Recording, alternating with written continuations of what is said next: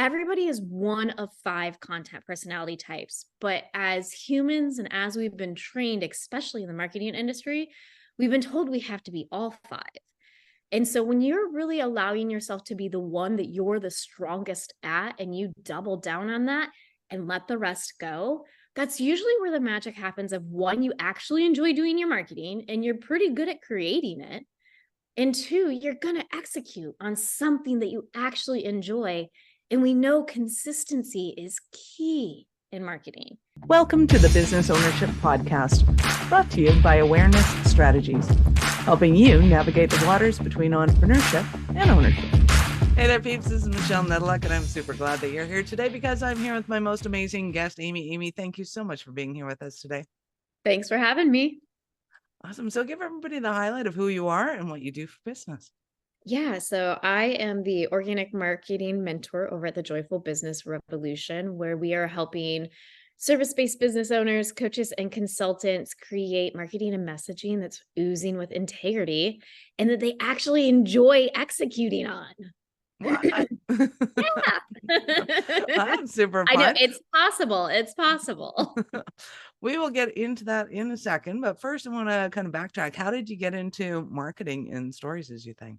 Yeah, so it actually goes back to when I was about 9, to be honest with you. I started to race go-karts professionally and, well, competitively, not professionally. There's really no go-kart racing, like, let's be honest.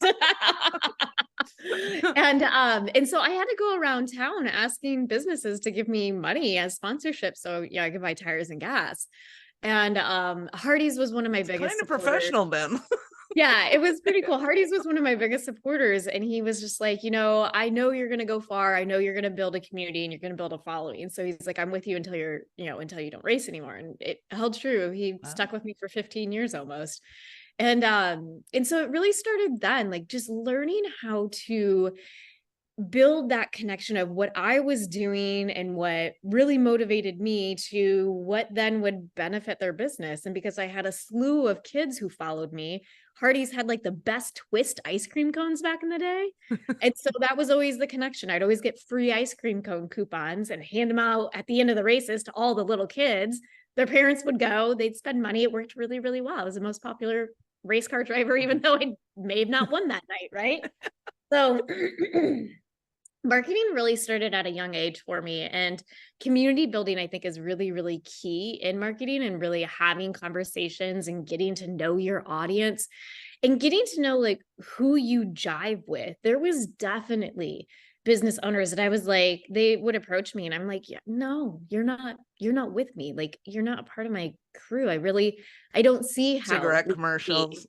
Right, exactly. Cigarette commercials, especially at 9. So it really is. It's very interesting to see how that's played out throughout my career. And we moved out to Washington, D.C. And so when I came out here, it's the Association Nonprofit like Center of America here. And so I was like, oh, that's what I'm going to go do. So I spent 15 years playing around in that sector for a while.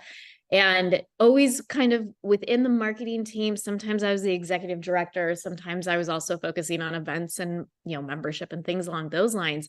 But really all of those roles, you are communicating that larger message and that larger story. And when I finally realized having to work for a board of directors and having anywhere from 12 to 15 bosses at one time, I was kind of done with it. I had been actually utilizing this quiz that we have at the Joyful Business Revolution called the Content Personality Quiz to build out my sales and marketing teams. And so I approached the founder, Shannon Hernandez, and I was like, hey, I've been using your stuff for a while in the nonprofit space. And we were friends. She had come and spoke at some of my conferences and stuff. And I was like, I see you're getting to the point where you need another person. Like, let's talk.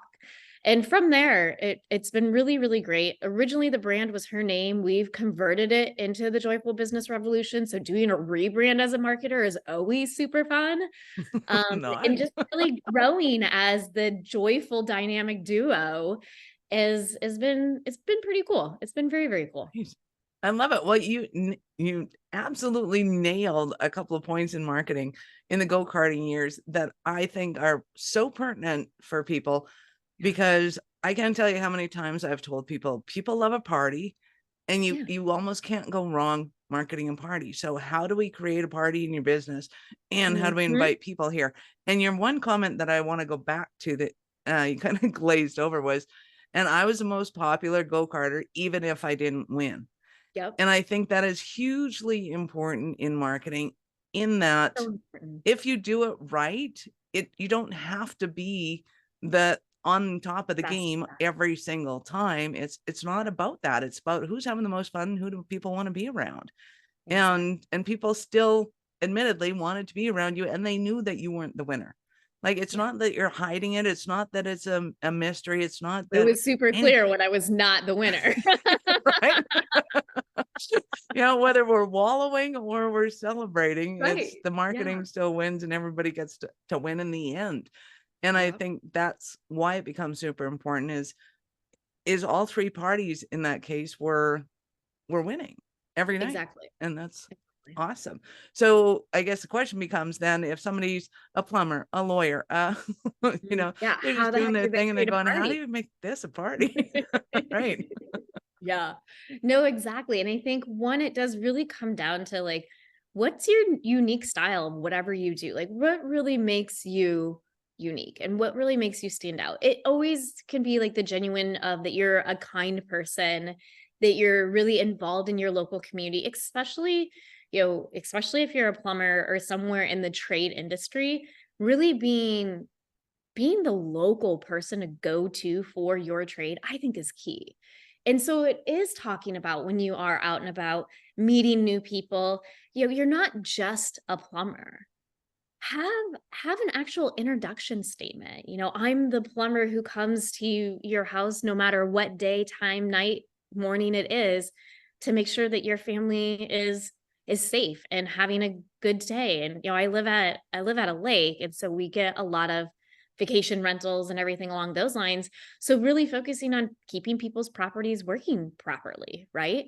Because if Right. it's not and you have a house full of rentals, like, you're screwed. And so I really think finding what your uniqueness is in your industry and your community is key, but then communicating that. You can't just continue to introduce yourself as, oh, I'm the local plumber. So really think about the transformation that you're creating and the results that people get from interacting with you. And so again, if we go back to the go-kart days, the results that Hardee's always got from interacting with me was they were growing this family-friendly atmosphere. I mean, they had one of those ball pits at the Hardee's, which was so much fun in the 80s and 90s. I don't know if they're still around nowadays, and who knows what kind of diseases we got from those suckers. All the But right ones. all the right ones, clearly. But that was their focus. They wanted to be Yeah. the family-friendly place that you could stop by and spend 30 minutes or an hour having a meal with your kids and like letting them burn off some energy. And so making sure that that was the connection that we were making. I was a family-friendly brand. I used to go speak at all the little elementary schools when I was in middle school to talk about how you can dream big when you're a kid and go for whatever dream you want. You don't have to wait until you're an adult. So I think it really is figuring out what your uniqueness is in your community. Your community could be global, it could be local. Figuring out what the transformation is that you're creating, the experience that you're creating, and then communicating that over and over and over until you're blue in the face. Take a breath and do it again, because you're the only person who hears your marketing over and over and over again. Trust me, no one is paying attention that much to come and turn to you and say, can you come up with something new? Like, I'm really sick of hearing you say that. Like, if they are, give them $1 million because they're listening to you so much. They feel Right. like I've never had that happen ever. And I'd Ever. be really shocked if it did. Right. Well, and that does bring up a great point, because as soon as marketing is working, you want to be doing it over and over again. And Right. it drives me crazy when people finally catch on to something that works, and then they go, oh yeah, but I'm bored of it. It's like, it's not about you. It's Yes, about your exactly. conversions, and we want those conversions happening. So, Right. and I compare it to, you look at the Rolling Stones or somebody, it's like, how many times have they sung that song? How Right. many times have they sung that song every single night for the last 60 Yeah. years? 60, Right. not 40, not 20, 60 years. So Yeah. when something works and your audience wants it, you just keep cranking it out again. And that's when I think the automation comes in, is if you've done it 6 times and it works, automate it, for sure. If you find yourself having the same 3 conversations, automate those, and they start becoming your SOPs and things like that, which scale. Yeah. But like, to your point, nobody is ever going to get sick of something that works. They Exactly. don't, because they No. want to see it again and again and again, because they go, oh my God, I must be missing something, because Right. it clearly works. Right. And my business partner, she's a manifesting generator if you're into human design. And so she really is like that creative person. And I swear there 3 times a week, she's got a new idea that she wants to try. And so Right. it's always walking her back. And so Yeah. we've really focused on helping our business owners have passion projects. We create brilliantly boring business plans because that's what you want, because it's working and it's working over and over again. Mhm. Have some passion projects. Find something that you can really use that creative energy either for yourself, for your community, for your friends, whatever it may be. So this week, Shannon's been making little handmade journals, painting them and doing like mixed media art on them. And she's been sending them to our clients and our friends and stuff. And my yoga instructor got one. And I was like, you met her once. She's like, yeah, she was super sweet. So I sent her one. So again, like when things are working well, you've nailed it. Rinse and repeat, automate, and scale. Right. Find other places to put that creative energy. Absolutely. I love that. So when you're working with somebody, do they need to have an idea of what's going on? Do you help them walk through it? How does that all go down? So really the only thing that they need, and I think this is my true belief in the methodology of marketing and when it comes to playing your business, is I think once you have an offer that you're getting great referrals for, like, of course, you're going to have to figure out how to introduce yourself and genuinely like get that out there. But that's when you can really start focusing on true messaging and marketing. When you've had some referrals come in on that offer and repeats and things along those lines, because we know the offer works, then we can really put some messaging and marketing around it. And a lot of times people will come to me saying, I'm really bad at marketing. I hate it. And I just want someone else to do it for me. And unfortunately, I don't think people can message for you. You can co-create messaging. So, if you're working with a messaging expert like myself, and I don't know why marketing messaging was my gift to give to this world, but being a human design expert is not my gift. Being the plumber is not my gift. So this is where I get to play with the community.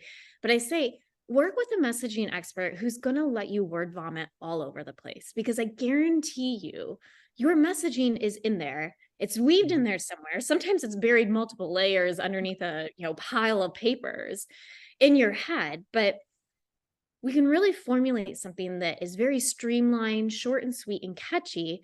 And it's almost like a pair of shoes. You got to go walk around in it. You got to go introduce yourself that way and really get a feel for it to make sure it comes out of your mouth seamlessly and it's easy for you to say. But the other place that really people go, I would say, crazy with marketing is they think they have to do all of the things. They think they have to do videos and have a podcast and have a blog and an email, list and all of these things. And some of those things, yes, are important. We really believe you need to be on one social media platform, have an email list, and you can grow a business to $1 million business from there. But really tapping into your content creation strength. And so going back to, I think I kind of glazed over earlier, we have a content personality quiz. Everybody is one of 5 content personality types, but as humans and as we've been trained, especially in the marketing industry, we've been told we have to be all 5. And so when you're really allowing yourself to be the one that you're the strongest at and you double down on that and let the rest go, that's usually where the magic happens of, one, you actually enjoy doing your marketing and you're pretty good at creating it. And 2, you're going to execute on something that you actually enjoy. And we know consistency is key in marketing. If you're showing up regularly, people are watching you. They may not always engage with you, but they are definitely watching you. So that way, when they are ready, you're the only person they talk to. They're not going to go and look for somebody else because they feel so bonded with you. They feel like they can trust you. They feel like they like you and they know you. And so when you're really able to let those weaknesses go, tap into that one content personality type and really thrive in your marketing strategy that way, that's usually where the magic happens. Nice. I love that. So when when somebody's working with you and they're kind of in that co-creation space, is there, so first off, let's back up the bus. So they go and they do the quiz. So you know where they're coming from and what aspects they bring to the table. Does it work better if they have kind of all 5 of those aspects, personalities working on their team, especially if they're in a point of kind of looking at, I want to build out my team. How does that work? Beautiful question. So I do believe it's really smart to have all 5. So the 5 content personality types are, I don't think we've uncovered this yet. The first one, well, this is no particular order. This is just how I remember them. The first one is live in person. Then there's video, audio, written, and visual. And so figuring out what you are as the business owner is super duper key, because that is going to be the best way for you to communicate and really enroll people into your vision. And then building out around you and making sure that the other people on your team fill out those other content personality types. So like I said, I was using this quiz before I started on the team here, and that was part of my interview process. And so the last organization I was at, we really needed an audio person. We had the other ones filled. And I had to make some changes on who was doing what once we all learned our content personality type. Our CEO, he was written, but he was out speaking on stages. And I mean, he was okay at it, but people weren't coming up afterwards and saying, oh my gosh, like, I want to talk with you more. I want the thing. And so what we ended up doing is really focusing his efforts on being written in different magazines and authoring different articles and things along those lines. And I'm a live in-person person, so I went and started to speak on stage. And let me tell you, it was about standardized construction contracts. Y'all, I'm not a lawyer. I've raised go-karts. But it was amazing how many people came up to me afterwards and was like, I need more information. And even if there was a legal question I couldn't answer, guess what? CEO is written content personality type. We're literally emailing this guy in the middle of the presentation so that he can respond back in his content personality type of written. So the last one that I needed to fill was audio. And so when I did the first round interviews with all these people, it was hilarious because they were amazing. And I was like, I don't know how I'm going to choose. They're all really, really good because they're all audio. So they are all on the phone. But when I got them in person for interviews, they all flopped. They did horrible. Being in people energy was not their thing. And only one of them told me that he knew that about himself. So he was selling cell phones at a kiosk at the mall. And he was like, I hate interacting face-to-face with people. He's like, I'm a really good conversationalist, but I just don't like being around people. And I was like, you're my guy. So I had the CEO do a phone interview with this guy. He was impressed. So we brought him on, onboarded him and everything. We were at $750,000 a year. Within 18 months, we took that business to 1.2 million, selling standardized construction contracts, you all. The most boringest job I've ever had in my life. Standardized, meaning they're not unique. Really, really cool to see how, even though we may not be passionate about the product, when we're allowed to operate from our strengths in content creation and communication, that's where we really thrive. So I think going back to your question, like, to get started, one, knowing your content personality type early on is super duper helpful. Having those referrals coming in already on what you're offering, and then really diving in with someone who can help pull that messaging out from you. So that way you can start going to take it to the marketplace. Nice. So when somebody listening to this right now, what kind of struggles are they going through in their business and things to go, oh my God, Amy, we need you so bad? So usually what is going on is there's not the consistency in clients that they want, and they're having a hard time closing sales. And so usually it's that combination of people come into a sales conversation with me, but they really don't know what I do. And it's because, well, one, my messaging on the front end isn't strong enough for them to be super clear of saying, yes, that's me, or no, it's not me. I always say your marketing and messaging only works when it attracts as equally as it repels. You really want to think small in your marketing messaging, like you are talking to a single person. Because when we try to talk to everybody, we're talking to no one. And so if you're feeling like you're having sales conversations with people who aren't ideal clients, if you feel like you're not even getting people into sales conversations, that's usually one really big sign on the client side. If you feel like you're marketing and you're really freaking bad at it, that's another good reason to come talk with me, because I promise you, you're not as bad as you think you are.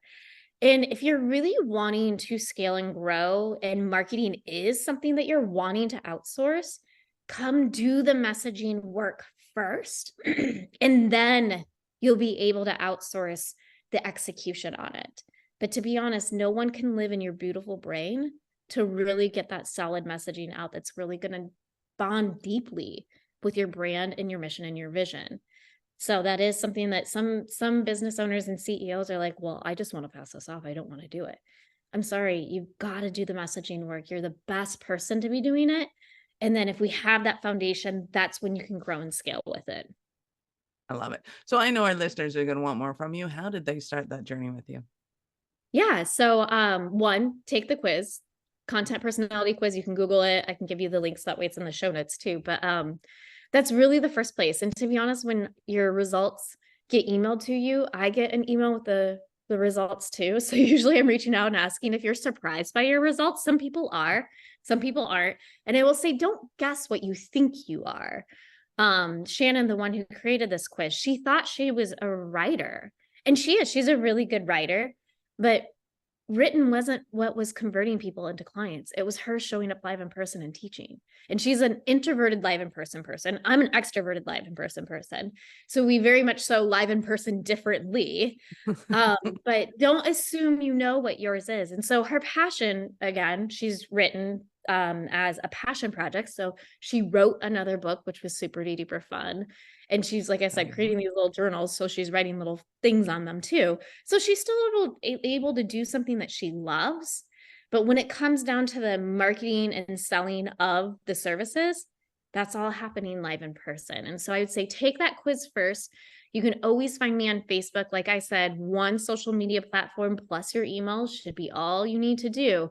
So if you look me up on Facebook, I'm Amy Hager, A-M-Y, Hager, H-A-G-E-R. Come play with me there. I love it. And can you tell us a bit more about the book? Yeah. So the book is called Practical Joy. I usually have it sitting by me, and I don't have it sitting here today, but the cover is so pretty. And so what it is, once we get your marketing and messaging working, then we do talk about scaling, growing team, and we talk about what is your joy. And we look at the joy of life, the joy of business. It's so intertwined. And some people think they can live life one way and business another way, and they can be in two silos. Good luck with that. If that's really how you think you can do it, have at it. But really, it's so much more fun when everything is intertwined and you know what brings you joy, what doesn't bring you joy. And so we really work through that in the book. And we actually do a retreat where we map all of this out on a huge whiteboard. What's above the joy line that's costing you money, what's above the joy line that's making you money, and then what's below the joy line, same thing, that's costing you money and making you money. And we really look at those things below the joy line and figure out, one, how can we move them above the joy line? If we can't, is there a way to delegate? If we can't do that, how do we build a ritual around it so that there can be some joy in it? Because really, joy is a choice. And that's what that book is all about, is how to choose joy daily and how to make joy practical into your day-to-day life. So it's a pretty fun it's a little read. It's not super duper long. And, there's activities and things to do within that book as well. So it's a great, great gift to give. I love giving it to like college students and such, because they're just beginning this journey. And for them to be able to go down their life path with this thought of choosing joy first and knowing lifestyle values and what is above and below the joy line, I think is really what's going to help change the effectiveness of, people burning out at jobs, people choosing jobs that are out of alignment, and people choosing mentors who are out of alignment for them. Absolutely. Well, and I can see it working in almost all factors of business. Oh, totally. Yes. Yeah. That to me, it just makes sense that you're going to be looking for these things, because normally I would ask you at this point, at what point in life you realize that you were especially kind of crazy enough to think that you could become an entrepreneur? I think it was when you were 9. Yeah, I was pretty young. Yeah, no, it is kind of crazy because even when I had like a full-time W-2 job and I was at an association or whatever, I always treated it as if it was my business. I was the executive director of the Bed and Breakfast Association of Virginia for quite a while. And I mean, that sucker was my baby. That was my business. And I really took everything that I knew from working at all of the other organizations to really figure out, how do we take this dying industry? Because Airbnb had just started when I came on board and it was really taking over the industry. How do we take this dying industry and revitalize it? And it was such a fun challenge. So we ended up doing a rebranding. We ended up pivoting the services to really help our Airbnb owners with their marketing and to really help them get people into their properties. So we talked a lot about creating the experiences. And, besides going to your B&B and having a fabulous breakfast, what make your property a destination that people want to go to, not just a place to lay their head. Wow. And then you bring up an awesome point again, is the idea of, we get used to the thing that we do, and we know what we do, and we know how we do it, and we know that this is the thing that people need in the end. And people in the end need a bed to sleep in, place to drop their head. But that's not really what they're buying when they make the choice of which Airbnb they're staying at. And I think it takes somebody like you to be able to walk into a company and to be able to give it that breath of fresh air and go, okay, we need to open the windows. Okay, we need to let some light in. We need to do all this stuff. And you're like, hey, stop. Whoa. This is like a little too much fresh air going on in here. Right. But it allows people from the outside to see the aspects of what they really want, right? Starbucks isn't a coffee shop. No, it's an experience. A hangout place. Right. And they knew that, and they knew it quick when they started everything from the way they designed the flow of how you come in and how you go out. Why are you sitting? How are you sitting? Are you sitting on couches? Are you sitting on work spaces? They knew. And it wasn't that they knew what people were experiencing. They knew what people wanted. Yeah, exactly. And sometimes I think you're bringing up a really good point. Like, we live in this jar when we're a business owner, and we can't see the outside label of our own jar. And so it really is important to be in community and in collaboration. So that way, sometimes someone can see the outside of the jar for you and walk you through and kind of explain it. And again, bring together. I think people try to create messaging on their own, and they just sit there and they're like, I just need to sit and get this done. It's never done, my friends. It's never done. Your messaging is going to change and grow and evolve as you and as your company does. And so really being able to be in conversation and in community where other people are asking you super thoughtful and curious questions. And they're not asking these questions to make you be wrong, air quotes, for those of you who can't see, but it really is from this place of love and service, because we can't see the label of our own jar when we're sitting in it. And that's one thing that we've really been focused on creating at the Joyful Business Revolution is we've got 2 programs where one program, you are in community 3 times a week or 3 times a month, co-creating your marketing and your messaging for that month. And it's such a beautiful collaboration, because some people come in and they're just like, I don't know what to say this month. I'm like, guess what? We're going to have something by the end of our time today. And then the other program, it's the same situation where we use the groups to co-create messaging. And then we're diving in on your strategy one-to-one, because really your strategy isn't going to be the same as my strategy. Even if we're both live in person people, what we love and what we enjoy is going to be very, very different. And I think one mistake that I see a lot of people make is they put too much emphasis on what they think their ideal client wants. Oh, my ideal client's on LinkedIn, so I need to be there. Do you like being on LinkedIn? If the answer is like a full body no, then let's figure out where else you can be. I'm sorry, like there are so many people on every social media channel out there. It really doesn't matter where you think your ideal client is. If you're really hating your marketing, let's do stuff that you enjoy doing first. figure that out. And then that's when you can really 10% it and do it better and scale it.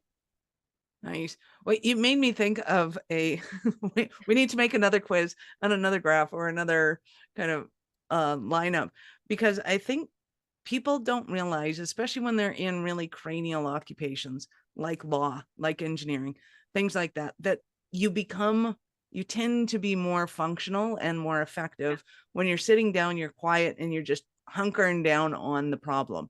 And when you can kind of shut out all the noise and go in, that's when you solve the problem.